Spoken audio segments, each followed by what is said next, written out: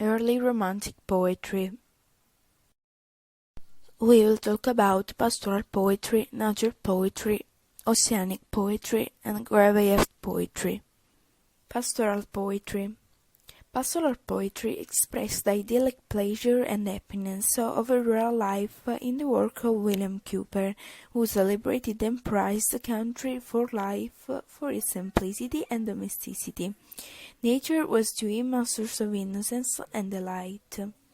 The most important representative of nature poetry was James Thomson, who saw nature in its physical rather than abstract details. His observation of nature included the wide scenery and led to reflection on the character of primitive man, who was contrasted with the civilized man. Oceanic poetry. The cult of a simple and primitive life and a growing interest in folk tradition were responsible for the success of oceanic poetry, a circle of poems by a legendary Gaelic warrior called Ossian.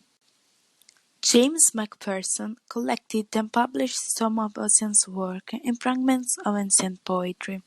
They appear lay in melancholy and suffering produced by war or by contrasted love.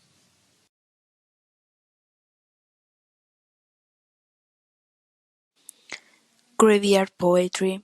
Another influential group of poets is known as Graveyard School because of their melancholy tone and the choice of cemeteries, ruins, and stormy landscape as the setting of their poem. The most important of this school was Thomas Gray.